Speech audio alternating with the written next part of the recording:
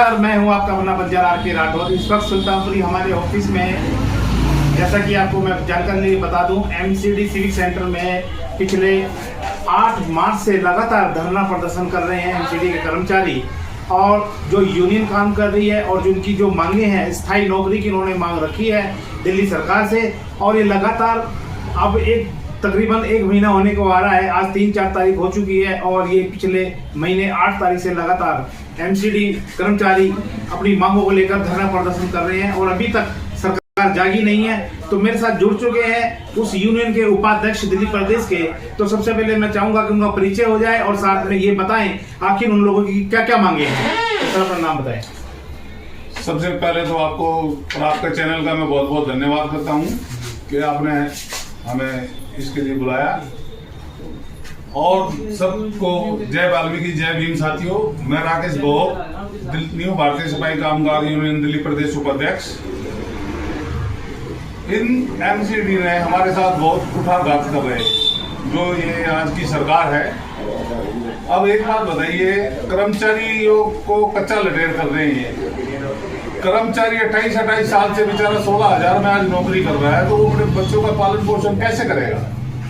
अब माननीय मुख्यमंत्री जी ने एक और लागू कर दिया है कि ये 600 कर्मचारी भर्ती कर रही है प्राइवेट। अच्छा, अगर उनको भर्ती करनी है तो प्राइवेट क्यों करो, सरकारी करो। और जो हमारे कर्मचारी भाई है जो बेचारे जितने साल से आज 57 साल 58 साल के हो गए, वो कच्चे हैं। आज तक 16,000 में नौकरी कर रहे हैं बेचारे। कितने साल हो गए जो कच्चों का सिलसिला चले जा रहा है अभी तक? इनको सर 28 साल हो गया। आज 28 साल हो गए। 28 साल से बेचारे कच्चे हैं। तो कभी ऐसी कोई प्रावधान या ऐसा कोई मौका नहीं आया कि इनको पक्का करने का मौका मिला हो? आता है जब इनकी सरकार आती है, ये एक लॉलीपॉप सुझाते हैं हमारी कर्मचारियों को कि भाई हमारी सरकार आएगी तो हम आपको पक्का कर देंगे। लेकिन जब इनकी सरकार आ जाती है, फिर ये पक्का करने के नाम पर कभी 5 कर दिए, कभी 10 कर दिए, कभी 20 कर दिए। अगर पक्का करना ही है तो एक सर्कुलर निकाल दो कि भाई 2098 से लेकर 2000 तक या 2005 तक के सभी पक्के हैं। वो एक बात अलग है।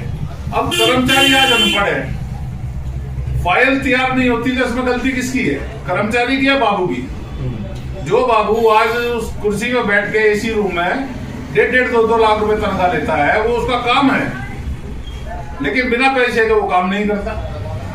एमसीडी कितनी वफादार है देश के प्रति, समाज के प्रति, वो तो सब लोग जानते हैं। लेकिन सबसे मोटी समस्या ये है कि कर्मचारी जब अपनी ईमानदारी से सुबह 6 बजे वो रोड नालियों की सफाई में उतर जाते हैं, मैदान में पूरे स्वच्छ वातावरण को दिल्ली प्रदेश को रखते हैं, तो फिर आप लोग जो 1 महीने से धरना प्रदर्शन हो रहा है कि सरकार क्या अभी तक जागी नहीं है और क्या आगे की रणनीति आप लोगों की होने वाली है? अब हमारे लोगों की रणनीति ये है कि अभी तक तो हमने धरना प्रदर्शन ही चल रहा था, लेकिन अब हम काम बंद हड़ताल पे जाने हमने जबकि लेटर भी लगा दिया इसका, लेकिन इस सरकार पर कोई जू नहीं रहेगी इनके काम पे।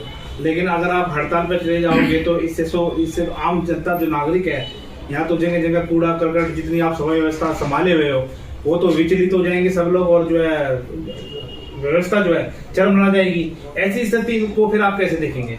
देखिए, उसके लिए हमें बड़ा खेद है, बड़ा दुख प्रकट करते हैं कि हमारे देशवासियों को इस समस्या से परेशान होना पड़ेगा।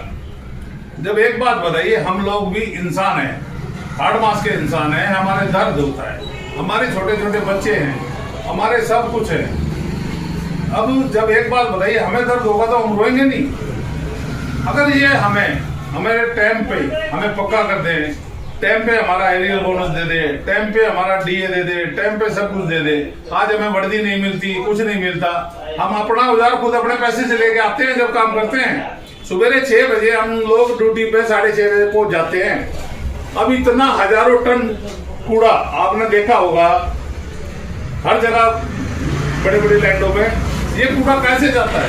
हम लोग सफाई करते जब भी तो जाता है जब लोग सुबह 7:30 बजे उठते हैं जाके, जब तक हम दिल्ली को क्लियर सफाई कर देते हैं। अगर मुझे बताइए, आप जो है आपकी बेसिक मांग क्या क्या है और आगे की रणनीति तो आपने बता दी। अगर सरकार आपकी बात नहीं सुनती है तो आप जो है एक लंबी हड़ताल पे जाने का प्रोग्राम आप लोग बना रहे हो, तो जो भी होगा तो सरकार खुद देखेगी कि भाई इनकी जायज मांगे हैं, नाजायज मांगे हैं और वाकई क्या इनको स्थायी तौर से नौकरी इनको देनी चाहिए या नहीं देनी चाहिए, उसके लिए संघर्ष तो करना ही होता है। लेकिन अब आपकी रणनीति जो है सरकार तक पहुंचे, हमारी तो यही सोच है। दूसरी चीज ये है कि आप जो भी आपकी मांग है, आप हमारे चैनल के माध्यम से सीधे सरकार को अपनी बात कहें कि हमारी ये मांग है, सरकार हमें पूरी करे। हम तो ये चाहेंगे माननीय मेयर साहब से, कमिश्नर साहब से, और हमारी जो दिल्ली की मुख्यमंत्री जो हमने बनाई है रेखा गुप्ता जी, कि गरीबों के बारे में सोचो। ये बेचारे वो लोग हैं जिनको आज पेट भर के खाना नहीं मिलता, उनके बच्चे पढ़ाई से वंचित है। वो किस लिए है? अगर टाइम से हमको एरियर मिले, बोनस मिले, सब कुछ मिले तो हम अपना घर बना सकते हैं, अपने बच्चों की शादी कर सकते हैं। लेकिन नहीं, अब इन्होंने जो ये प्राइवेट भर्ती करी है, ये किसकी क्यों करी, किस लिए करी, उसकी क्या जरूरत है? अगर भर्ती करनी है तो आपने सरकारी भर्ती करो, सरकारी कर्मचारी भर्ती करो। अभी आपकी मांग ये है कि जो प्राइवेट जो भर्तियां होती है उनको रोका जाए। बिल्कुल प्राइवेट भर्ती नहीं होनी चाहिए। जो ऑलरेडी जो 25 साल से काम पे ऑलरेडी काम टाइम से लगे हुए हैं, उनको स्थायी नौकरी दी जाए। बिल्कुल दी जाए। ये आपकी मांग है या और भी कुछ है? देखिए, आपके चैनल के माध्यम से बताना चाह रहा हूँ कि आज कर्मचारियों का इतना बुरा शोषण कर रखा है इन्होंने। कर्मचारी रिटायर होता है इसी दिन, खुश हो गया आता है, उसको बेचारे को क्या दिया जाता है? एक फूल दे देते हैं कि जाओ अपने घर, 2-3 महीने बाद तुम्हारा चेक आ जाएगा 5 लाख का। अरे ये क्या बात हुई?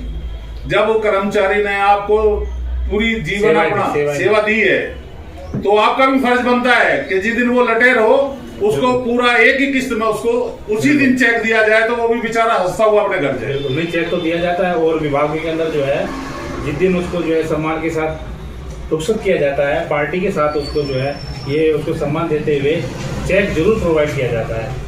अब आपके डिपार्टमेंट में कैसा क्या है ये तो आप पहली बात ही बता पाओगे। हमारे डिपार्टमेंट में तो ये है, जिस टाइम रिटायरमेंट होता है उसको खाली ऑफिस में बुला लिया जाता है। जो वहाँ के SI है, जो वहाँ के कर्मचारी हैं, बेचारे वो पैसे मिला के जो भी वहाँ वो कुछ वो करना होता है प्रोग्राम, वो करते हैं। ना SS आता, ना AC आता, ना DC आता, कोई नहीं आता। कर्मचारी का रटे मर रहा है तो मरने दे, गरीबी बांटा गया। बस नहीं तो उनको चाहिए कि भाई एक हमारा कर्मचारी हमारे यहाँ से रिटायरमेंट हो रहा है, उसको जोन में बुलाकर उसका बढ़िया सा चाय पानी, उसके जो साथ आ रहे हैं उनको चाय पानी, उसका बढ़िया स्वागत किया जाए, उसको एक राशि दी जाए उसको सम्मान के साथ, कि वो बेचारा अपने घर ये खुश होता हुआ जाए। कुल मिलाकर के सारी बातों का निचोड़ जो हमने महसूस किया उसमें ये पता लगता है कि MCP की जो सीनियर कर्मचारी हैं जो पिछले 25-30 वर्षों से काम कर रहे हैं, उनके साथ अन्याय आज भी हो रहा है, ऐसा उनकी बातों से पता लगता है।